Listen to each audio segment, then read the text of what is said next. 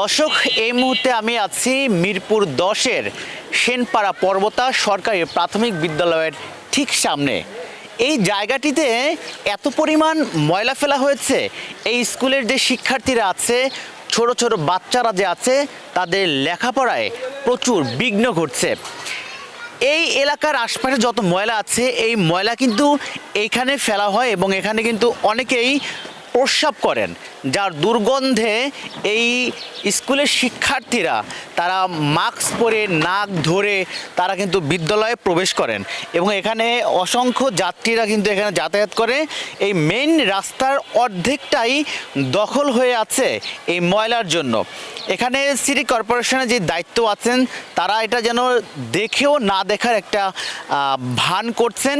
এই ময়লার দুর্গন্ধ কিন্তু আশপাশে যে ব্যবসায়ীরা আছে তাদেরও কিন্তু প্রচুর সমস্যা হয়। এখানে প্রচুর পরিমাণে মাছি, বিভিন্ন পোকার জন্ম হয় এবং এখান থেকে কিন্তু বিভিন্ন রোগের সৃষ্টি হয়। বিশেষ করে এখানে যেই স্কুলের শিক্ষার্থীরা আছেন, ছোট বাচ্চারা আছেন, এরা কিন্তু বেশি আক্রান্ত হচ্ছে।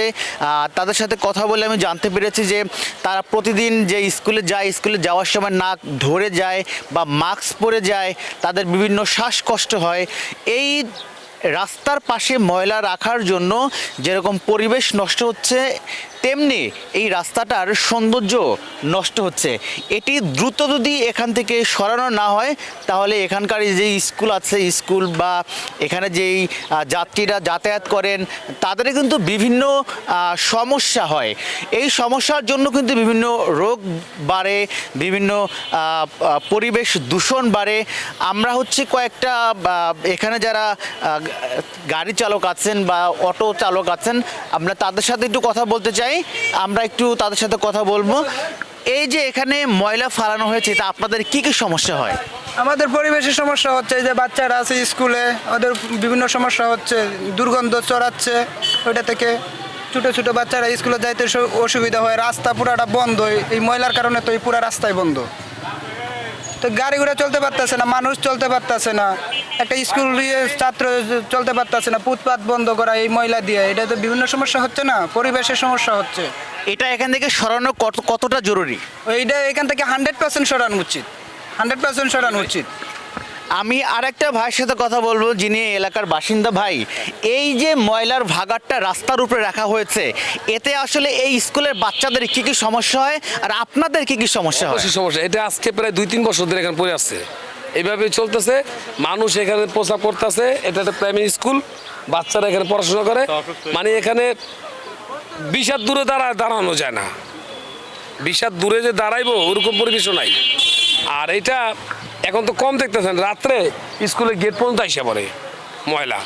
ওই যারা এখানে ময়লা ফেলায় তাদের বলি, এরা তো কিছু বলে না। আর যারা যে ডিব্বা রাখে না, এরা ডিব্বা টুব্বা কিছু রাখে না, এরা বলে এখানে ফালাইবই, মানে গার জোর দেখায়, বললো শুনে না। সরকার পরিবর্তন হওয়ার পর কি কোনো পরিবর্তনের কোনো আভাস মিলেছে কিনা? এখানে আরো গান্ধা হয়ে গেছে, আরো গান্ধা হয়েছে। সরকার পরিবর্তনের পরে এখানে মনে আগে এই পোশাক পরে, এই যে এখানে একদম স্কুলের গেটটা, এই যে গেটটা পুরানা মাইখা ফালাইছে, মানে খুব পরিবেশ খুব খারাপ। তাছাড়া যে নতুন একটা রাড্ডা হয়েছে আমাদের বাজার এখানে, ঠিক আছে, মানে এখানে খুবই খারাপ। মানে মা বোন এখানে হাইটে যায়, মনে করেন একটা অটোওয়ালা, একটা রিক্সাওয়ালা লুঙ্গি জায়গায় পোশাক করতে বয়ে পড়ে, মানুষ সম্মানের ব্যাপার আছে। তখন মহিলারা তখন মুখে কাপড় দিয়ে আড়া দেয়, এই অবস্থা। আমি আরেকটা ভাইয়ের সাথে কথা বলবো।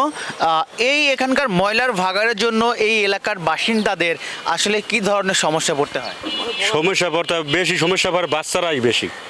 বাচ্চারা মনে করেন স্কুলে প্রায় বাচ্চাই দেখা যায় কয়েকদিন পর অসুস্থ হয়ে যায়, গ্রামে দেখা যায় আবার বাচ্চার গার্জিয়ান আইয়া রিক্সা করে লই যায়, খবর দেয়, এই অবস্থায় আছে। আর মেইন কথা হয় যে এই ওপেনে যদি এইভাবে প্রস্রাব করে, তাই এটা কেমন লাগে এটা তো আপনারাই ভালো বোঝেন। আর কি কম, এইটা কোনো পরিবেশও নাই, আর এইভাবে বিশৃঙ্খলা বানিয়ে এটা বলার বাইরে। এখানে যদি ওপেনে একটা মানুষ খাড়াই প্রস্রাব করে, একটা মহিলা এলে কেমন লাগে বুঝলেন? এটা এই অবস্থা, এইটি আর কি কম। আর এই প্রস্রাবের গন্ধ তেমনি শ্বাসকষ্ট হয় মানুষের।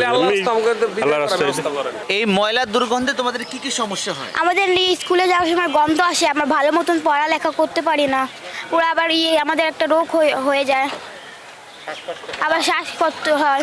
আবার এখানে বড় মানুষরা পেশাব করে, আমরা কিছু বলতে পারি না। বড় মানুষ করলে আমরা কি বলবো বাচ্চা হয়ে? আর এখানে অনেক ময়লা ফালায় অনেক কই। যখন তোমরা যাও তোমরা কি নাক ধরে ভিতরে প্রবেশ করো হ্যাঁ, আমার নাক ধরে প্রবেশ করি। বা মাস্ক পরতে হয়? হ্যাঁ, আমরা আরেকটু কথা বলবো, এই ময়লার জন্য তোমাদের কি কি সমস্যা হয়? শ্বাসকষ্ট হয়, অনেক কিছু হয়। গন্ধ নাকে যায়? আমরা পড়তে গেলে নাক ধরে পড়তে হয়। যে সাধারণ মানুষরা আছেন তারা বলছেন যে এখানে যে ময়লার ভাগাড় আছে এই ময়লার ভাগাড়ের জন্য তাদের প্রচুর বিভিন্ন সমস্যা। আমরা আরেকটা ভাইয়ের সাথে কথা বলতে চাই, এই ময়লার ভাগাড়টার জন্য আসলে বাচ্চাদের কি ধরনের ক্ষতি হচ্ছে? বাচ্চাদের খাবার, স্কুলের ভিতরে খাবার খাইলে বমি হয়, গন্ধে মনে করেন বাচ্চারা খাবার খাইতে পারে না। আশেপাশে মনে করেন খাবার থাকে না, স্কুলের গেটে তো প্রায় গেটেই খাবার থাকে, ওই খাবারটা খাইলেই বাচ্চারা এই গন্ধের লেগে খাইতে পারে না, তখন ভিতরে গিয়ে খাইলেও বাচ্চাকে পেট খারাপ হয়। সেক্ষেত্রে এইটা আসলে এখান থেকে সরানোর কোনো উদ্যোগ এখানে যে কাউন্সিলররা আছে অনেক পদক্ষেপ নিছে, এটা অনেক পদক্ষেপ নিছে, আওয়ামী লীগ সরকার থাকতে এটা সরাইতে পারে নাই। বা ময়লা রাখার জন্য একটা বড় একটা থাকে, একটা পাত্র থাকে। এটা নির্বাচনের পরে নিয়ে গেছে গা, আগে ছিল এখানে কিন্তু নির্বাচনের পরে বক্সটা নিয়ে গেছে গা। বক্স দেয় না কিন্তু ডালা ময়লা ফালাইতে হয়ে যায়, একেল ওই গেট পর্যন্ত জায়গা ময়লা। এখন তো কম। দর্শক আপনারা দেখছেন যে সেনপাড়া পর্বতা সরকারি প্রাথমিক বিদ্যালয়ের ঠিক সামনে এরকম একটি ময়লার ভাগাড়, যে ময়লার ভাগাড়ের জন্য বিভিন্ন বড় বড় রোগ হতে পারে, ক্যান্সার পর্যন্ত হতে পারে। এখানে যে বাচ্চারা আছে, শত শত বাচ্চারা যে স্কুলে পড়ছে, সেই বাচ্চারা ঠিকভাবে খাবার খেতে পারে না, এই গন্ধের কারণে তারা স্কুলে প্রবেশ করতে পারে না বা ক্লাসে তারা মনোযোগ দিতে পারে না। এখানকার যেই গন্ধ হয়, গন্ধের জন্য এখানে বিভিন্ন মানুষ এখানে প্রস্রাব করে, সেই প্রস্রাব গড়িয়ে স্কুলের গেট পর্যন্ত চলে যায় এবং শিক্ষার্থীদের যে স্কুলে প্রবেশ করবে সেই প্রবেশেও কিন্তু তাদের প্রচুর সমস্যা হয়। এবং এখানে যারা যাতায়াত করে এই রাস্তা দিয়ে তারাও কিন্তু প্রচুর গন্ধে নাক ধরে তারা কিন্তু যাতায়াত করতে পারে। এখানে কিন্তু প্রচুর পরিমাণে অটোরিকশা দাঁড়িয়ে থাকে, সেখানে কিন্তু যাত্রীরা যে অটোরিকশা উঠবে সেখানে কিন্তু তারা অনেকটা দুর্গন্ধের জন্য উঠতে পারে না, তারা অনেকটা দূরে সরে গিয়ে এই অটোরিকশা ওঠে। তো এই জায়গাটি যদি পরিষ্কার না করা হয় তাহলে কিন্তু এই স্কুলের যে শিক্ষার্থীরা এরা কিন্তু একটা মুক্ত বাতাস বা মুক্ত পরিবেশ বা সুন্দর পরিবেশ তারা পাবে না। তাই দ্রুত আসলে এটি এখানে সমাধান করা উচিত বা দ্রুত এটি এখান থেকে নিষ্কাশন করা উচিত, যে এখানে যেন আর ময়লা না ফেলা হয়। এখানে কিন্তু অনেকে প্রস্রাব করছে, আপনারা দেখছেন যে অনেকে প্রস্রাব করছে এবং বিভিন্ন ধরনের আসলে পোকামাকড় এখানে জন্ম হচ্ছে। এখানে কিন্তু একজন দাঁড়িয়ে বসে বসে প্রস্রাব করছে।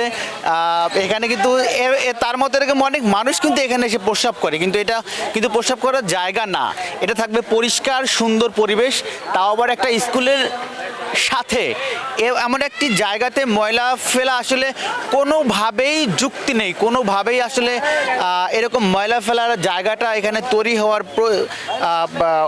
কোনো কারণেই এরকম একটা জায়গা তৈরি হওয়ার কোনো ছিল না, দরকার ছিল না, কারণ এটি থাকবে সুন্দর একটা পরিবেশ। এখানে যেহেতু পাশে একটা স্কুল আছে, ময়লা ফেলার জন্য প্রতিটা এলাকাতেই নির্দিষ্ট একটা জায়গা থাকে, সেই জায়গাতেই কিন্তু ময়লা ফেলার জন্য। চাচা, বাবা, এই যে এখানে ময়লা ফেলছে, আপনারা প্রস্রাব করছেন, আসলে এগুলো ঠিক কিনা? বাবা শোনেন, ঠিক তো কোনোটা না। আমি আপনাকে একটা কথা বলি, মানে আমার তো রাস্তায় চালাই, রাস্তায় থাকি, রিক্সা চালাই, রিক্সা চালানোর পরে থেকে আমি যদি বাইসেস ওখানে সব জায়গা যদি বন্ধ থাকে বাবা, তা আমার কোথায় যাবো এটা বলেন? কিন্তু আপনাকে স্কুলের সাথে এরকম একটা ময়লার ভাগাড় রাখাটা উচিত কিনা? দর্শকের না ময়লা ভালো একটা ডাইভেটে একটা বিশৃঙ্খলা রাখা দরকার, ঠিক আছে, বা একটা ড্রেন থাকা দরকার, বা একটা দরকার, পরিবেশ পরিচ্ছন্নতা একটা ব্যবস্থা করা দরকার। এই ধরেন আমি একা না, হাজার হাজার রিক্সা চালাই বা আমরা আসি, বা যদি একটা পোষায় ব্যাগ যদি ধরে তা আমরা কখন কোথায় যাবো? এই যে দুর্গন্ধ আসে রাস্তার পাশে প্রস্রাব করলে, এই গন্ধতে আসলে স্কুলের বাচ্চাদের সাথে কথা বললাম, ওরা বললো প্রচুর সমস্যা ওদের। ওখানে আশেপাশে থাকলে একটা দুর্গন্ধ আসে, এটা আমার নিজের বিবিকে বা একটা কথা বিবিকে এটা বাধা পড়ে সৃষ্টি। ওখানে আমার তো বাবা চাই না, আমার তো অনেক তো চাই যে বিশৃঙ্খলা বাঁচতে রাখতে, ঠিক আছে, বিশৃঙ্খলা তো সত্যি চাই, কিন্তু মাঝে অর্থ হয়েছে কি সহ্য না করতে বাবা পারি না, তখন আমার এটা পরিবেশ করার লাগে।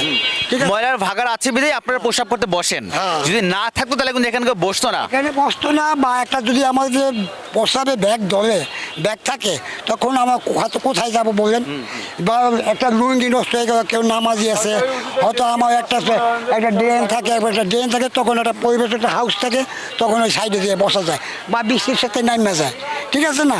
অখন বৃষ্টির মধ্যে আমাদের আপনিও তো আমার যুক্তি দিবেন, তো আমাদের যুক্তি তো একটা আছে, গরিব দুঃখী মানুষ আছে না, পরিবেশের কি রাস্তার মধ্যে সবে অনেক নোংরা দেখে অনেকজনে বসে, বা এই যে রাস্তা বা একটা ড্রেন থাকে, ড্রেনে বসে, তা পরিবেশ যদি একটা বিশৃঙ্খল হয় তখন মানুষ বসে না। ওকে ওকে, থ্যাংক ইউ। সিটি কর্পোরেশনের এখন একমাত্র উচিত এই নোংরা জায়গাটিকে দ্রুত পরিষ্কারের ব্যবস্থা করা, এবং যে স্কুলের পাশে যে ময়লা ফেলা হচ্ছে বা বিভিন্ন পোকামাকড়ের জন্ম হচ্ছে, এখান থেকে প্রস্রাবের গন্ধ স্কুলে যাচ্ছে, এটাকে দ্রুত সরিয়ে আসলে এটা একটা পরিবেশ বান্ধব জায়গার ব্যবস্থা করা।